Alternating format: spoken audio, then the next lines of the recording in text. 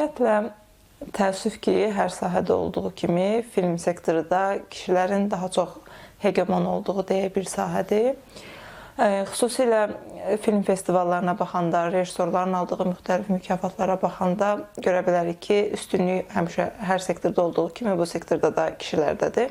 Sənətşünas Səkinə Vəliyeva Azərbaycanda film və serial sektorunda qadınların yeri və rolundan danışır. O deyir, Azərbaycanda fərqli, özünəməxsus qadın obrazları çox azdır. Azərbaycan kino və serial sektoruna baxanda onu qeyd edə bilərəm ki, qadın obrazları daha çox baş rol olmaq əvəzinə birinin sevgilisi, birinin anası, birinin hətta bəzən ikinci bir qadın olaraq çıxış edir. Sadəcə istisna olaraq onu göstərə bilərik ki, son dövrlərdə öz məşhurluğunu qoruyan Vətəndaş A serialından bəhs edə bilərəm ki, serial Cəfər Cabbarlının Almaz hekayəsi əsasında lentə alınmışdır. Hansı ki, bir qadın kəndə gəlir və bu kənddəki usulsuzluqları görərək onlara qarşı mübarizə aparmağa başlayır. Bir müəllim obrazı yaradılır və bu bizim kinomuz üçün Almaz və Sevil, yəni keçmiş dövrdə çəkilmiş filmləri kənarda qoysa, müasir dövrdəki filmlər içərisində seçilən bir filmdir. Sənətşünas deyir, qadın obrazları ilə bağlı olan problemlər sektorda kişilərin daha çox olmasından qaynaqlanır.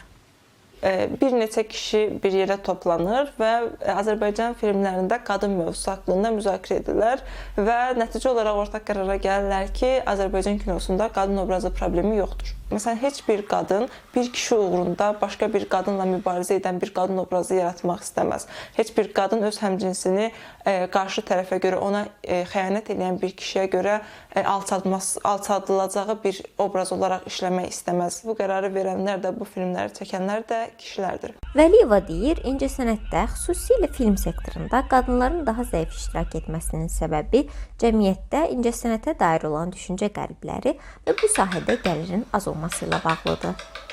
Müasir dövrə baxanda adından söz etdirən filmlərində şöhrət qazanmış bir qadın rejissor təəssüf ki, rast gələ bilmirik. İnsanlar təəssüf ki, cəmiyyət incəsənəti real bir sahə kimi görmür. Onlar üçün daimi pul gətirən, daimi gəliri olan bir sahəyə ehtiyac var. Cəmiyyət üçün isə incəsənət bu sahələrdən biri deyil. Ona görə də bir çox qadın düşünür ki, mən hər gün çöldə qalıb, rejissor kimi film çəkəsi deyiləm, başqa yerlərə səyahət edib, ssenari yazıb pul qazanması deyiləm. Ona görə də ya da hər hansı bir şəkildə bir veriliş aparıcısı olacaq deyiləm ki, cəmiyyətin bəzi üzvlərinə görə veriliş aparıcılığı belə mənfi bir haldır. Ona görə də müəllimlik sektoruna yönəlir, magistr təhsil alır, müəllim kimi işləməyə başlayır bəzən universitetdə, bəzən isə tamamilə karyerasından ayrılır, başqa bir sahəyə gedir, bəzən isə bunların heç birini etmir və ailə həyatı qurmağı seçir.